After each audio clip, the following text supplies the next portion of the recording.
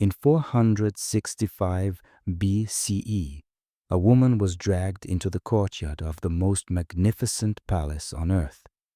What happened next was so brutal that even the hardened soldiers who witnessed it couldn't speak of it without trembling.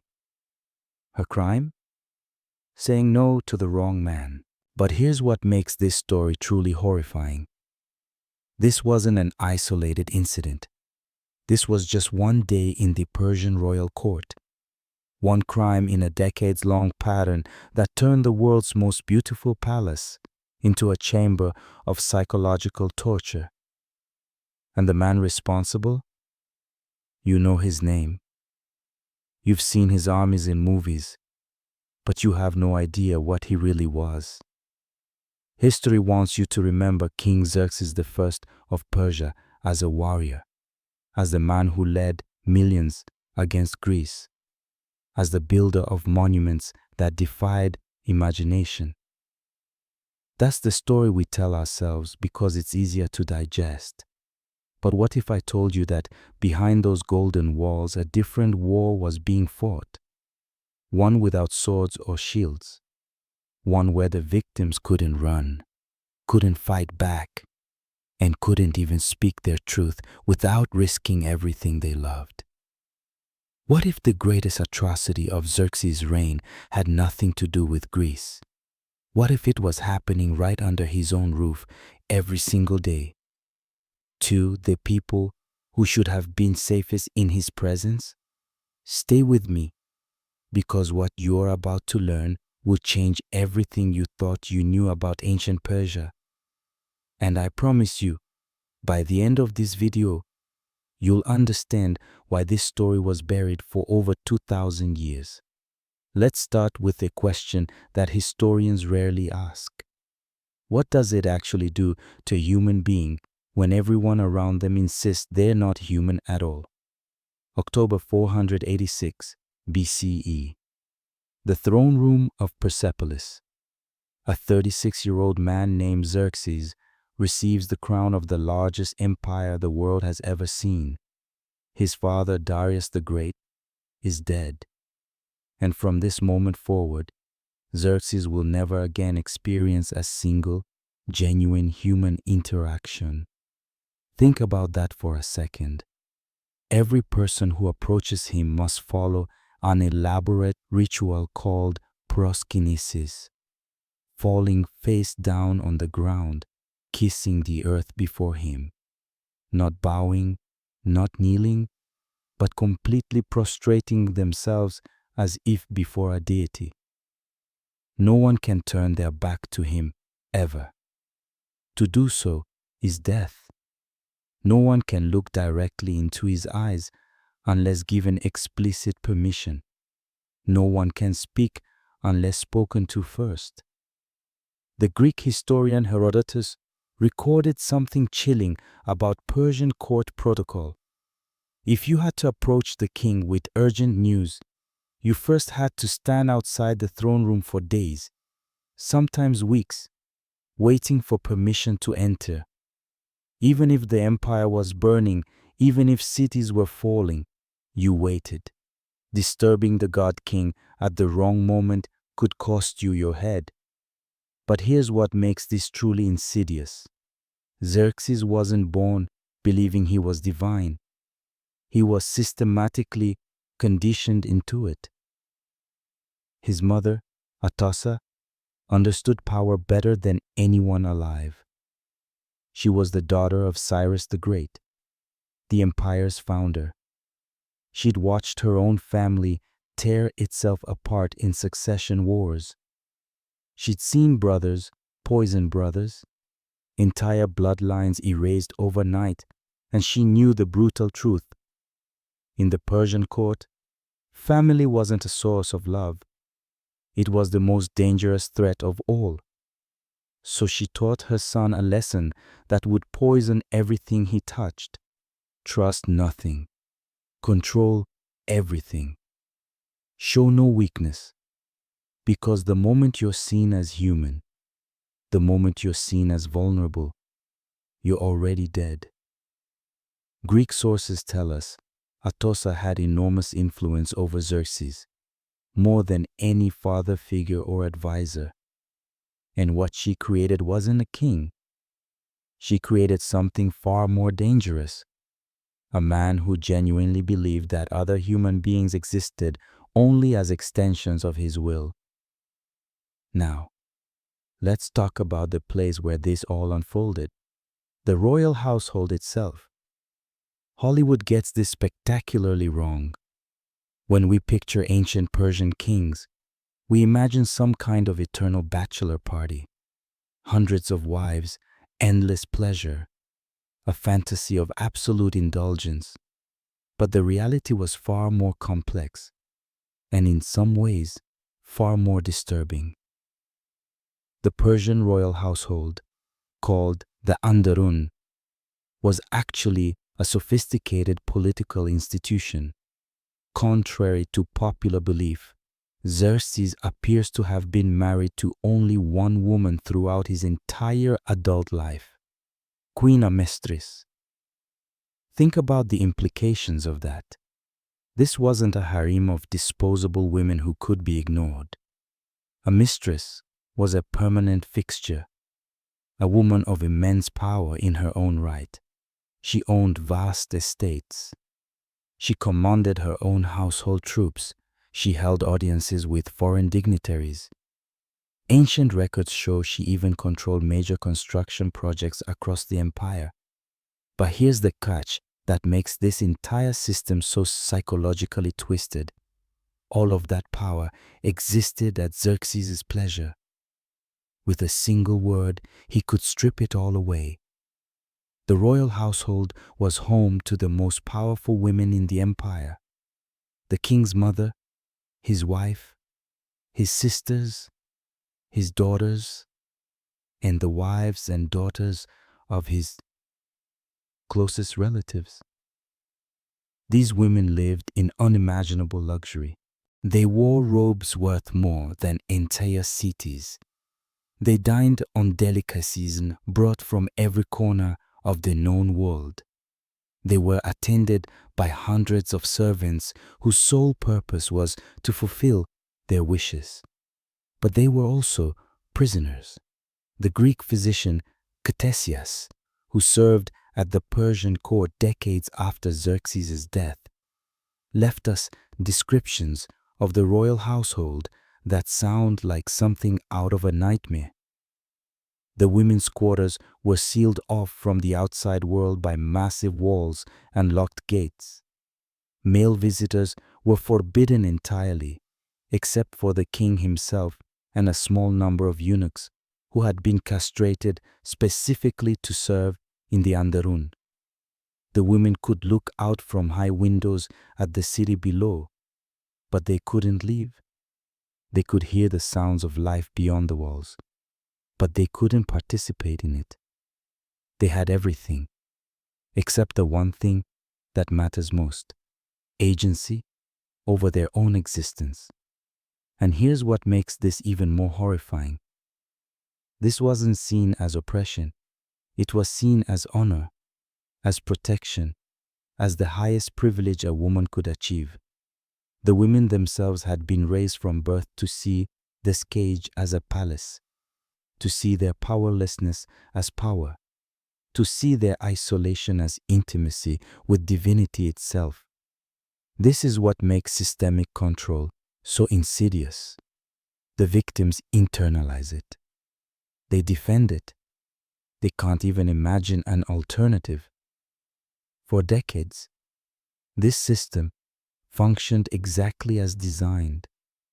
The official Persian records, carved into stone monuments across the empire, speak only of order, prosperity, and divine harmony. Everything was perfect. Everything was controlled. And then something went catastrophically wrong. Here's where Herodotus enters the story.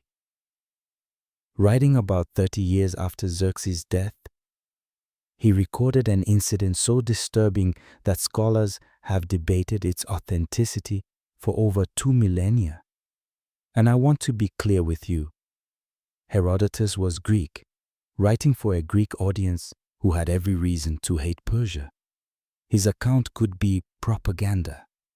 It could be exaggeration. It could even be complete fiction. But the details he provides are so specific, so psychologically precise, that they deserve our attention. According to Herodotus, sometime in the late 470s BCE, after the disastrous Greek campaign, after Xerxes had returned to Persia in humiliation, the king developed an obsession with the wife of his own brother, Mistress. This woman's name isn't even recorded. History didn't bother to preserve it. Let's call her what she was: a victim. She was married to one of the king's most powerful military commanders, a man who commanded armies and governed entire provinces. She was a mother. She was, by all accounts, living a relatively normal life within the constraints of royal culture. And Xerxes wanted her. Now, this is where the story gets psychologically revealing. Xerxes didn't just take what he wanted.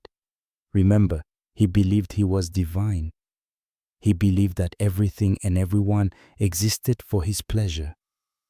But even with all that conditioning, some part of him apparently still sought consent. He still wanted to be desired, not just obeyed. So he approached her, made advances, made promises, and she said no. Think about the courage that took. This was the most powerful man on earth, who had absolute legal authority to take anything he wanted, who had executed people for far less than refusing him. And she looked him in the eye and said, no. For most men, that would have been the end of it.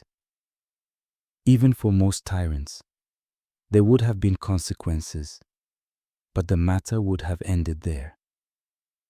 But Xerxes wasn't most tyrants.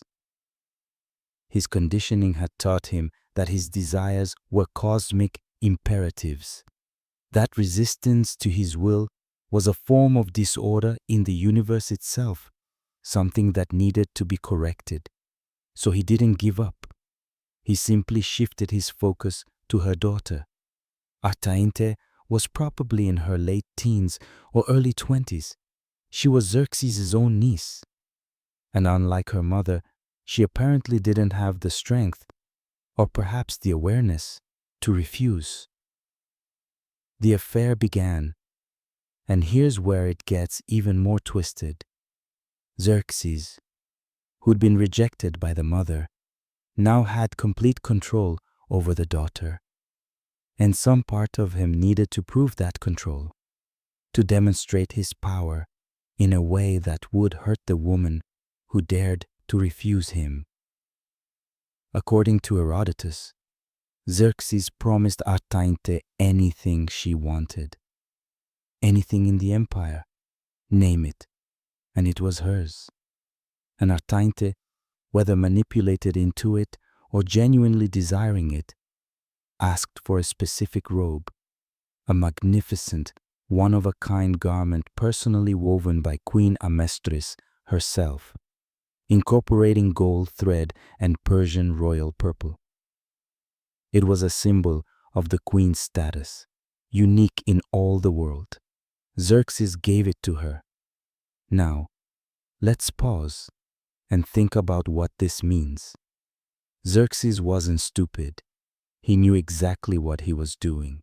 He knew that giving his mistress, his wife's personal garment, was a deliberate, calculated insult. He knew it would provoke the queen. And on some level, he probably wanted it to happen, because this is what absolute power does to empathy. It doesn't just diminish it, it inverts it. The suffering of others becomes entertainment. Conflict becomes sport. Other people's pain becomes proof of your own supremacy. When Queen Amestris saw her robe on Artainte, She understood immediately what had happened, and she planned her response with the cold precision of someone who'd spent her entire life navigating the brutal politics of the Persian court. But here's what makes this story transcend simple palace intrigue. Amestris didn't target Artante. She targeted Artante's mother, the woman who had refused Xerxes in the first place, the woman who was, in every meaningful sense, completely innocent. According to Herodotus, Amestris waited for the perfect moment, the king's birthday celebration, a massive feast where Persian custom dictated that the king had to grant any request made of him. It was a sacred obligation witnessed by all the most powerful nobles of the empire. And in front of everyone, Amestris made her request. She wanted the wife of Macystes delivered to her as a gift. Xerxes understood immediately what this meant. He begged Amestris to choose something else, anything else.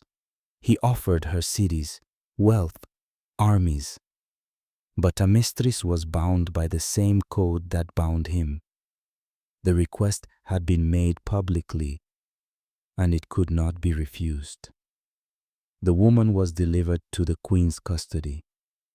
What happened next is so brutal that Herodotus himself struggles with the description. Amestris had the woman mutilated in ways specifically designed to destroy everything that made her a person. Her breasts were cut off. Her nose, ears, lips, and tongue were removed. And then she was sent back to her husband in this condition as a message. Let me be absolutely clear. This is one of the most horrifying acts of cruelty recorded from the ancient world. It's almost impossible to process the level of sadism involved. But we need to understand the psychology behind it. Amestris wasn't just punishing a rival. She was making a statement about power in the royal household. The message was clear. I am the queen. My authority in this domain is absolute. And anyone who becomes an object of the king's desire, even unwillingly, will be destroyed so completely that they'll serve as a warning for generations. But there's another layer here that's even more disturbing. By targeting the mother instead of the daughter, Amestris was punishing the woman for her virtue, for her refusal, for her loyalty to her husband. The message was, you should have submitted, you should have accepted your dignity, your moral code, your resistance. Those things are not virtues here. They're liabilities.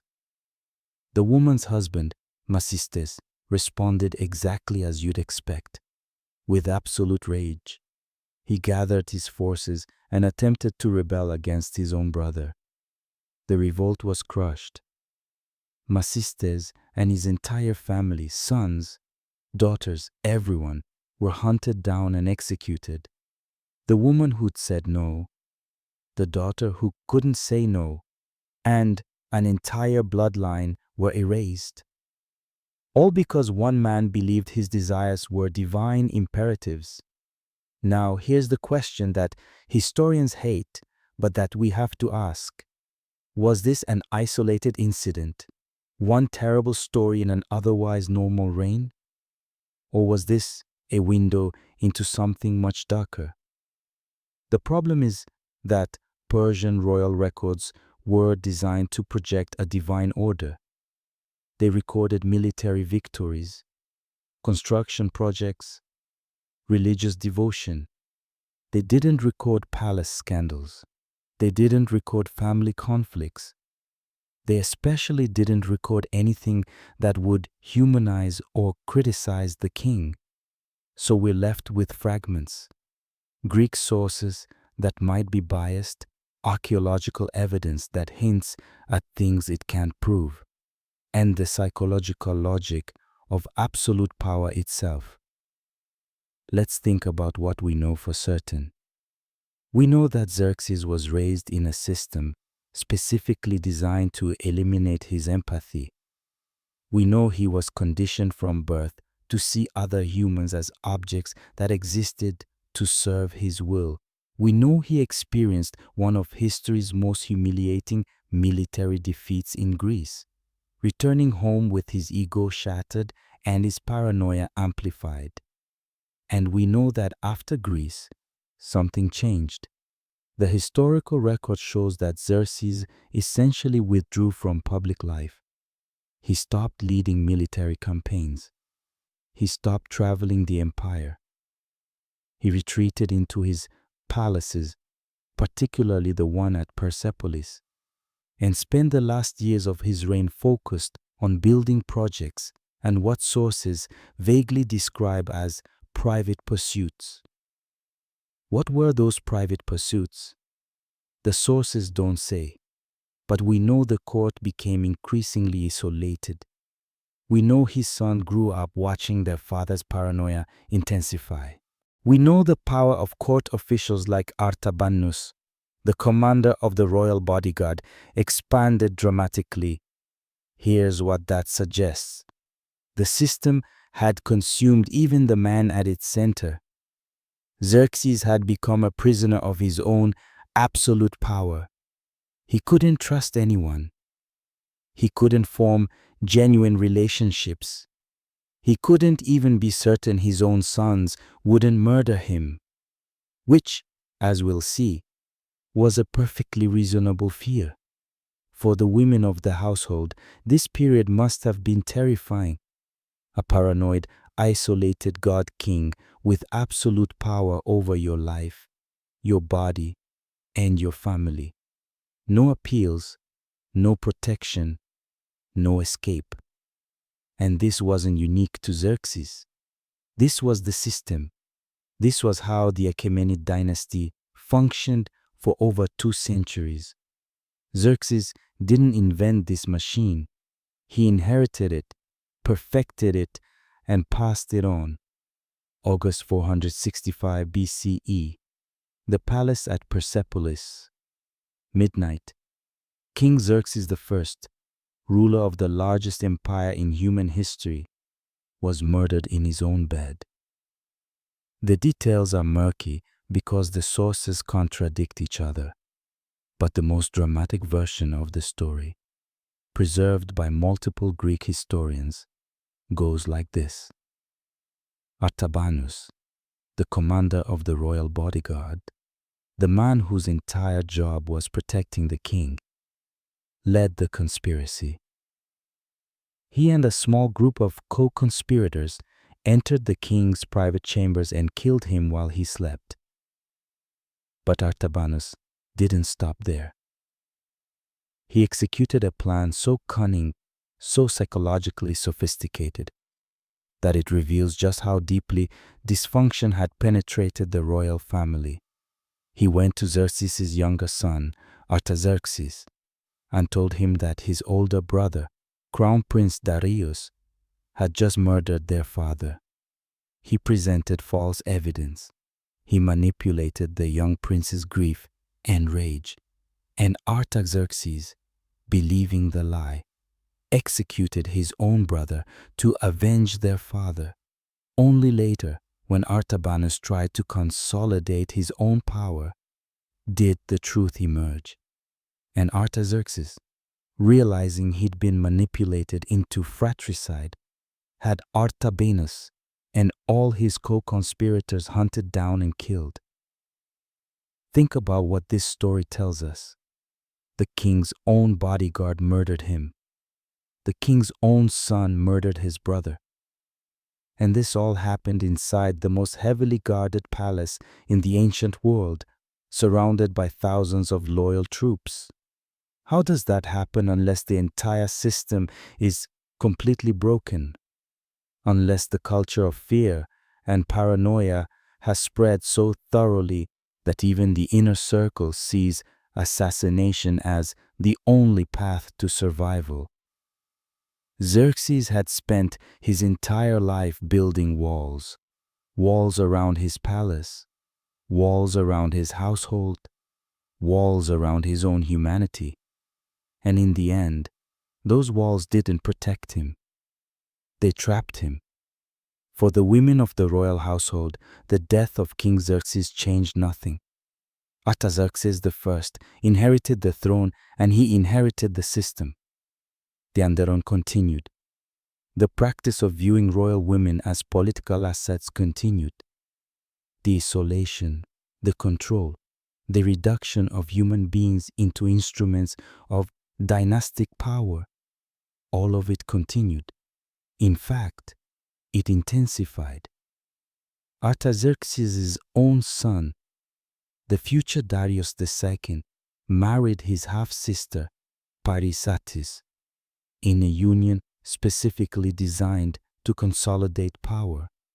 This practice of sibling marriage became more common in later Achaemenid generations, shaped partly by Zoroastrian traditions, but driven largely by political calculation.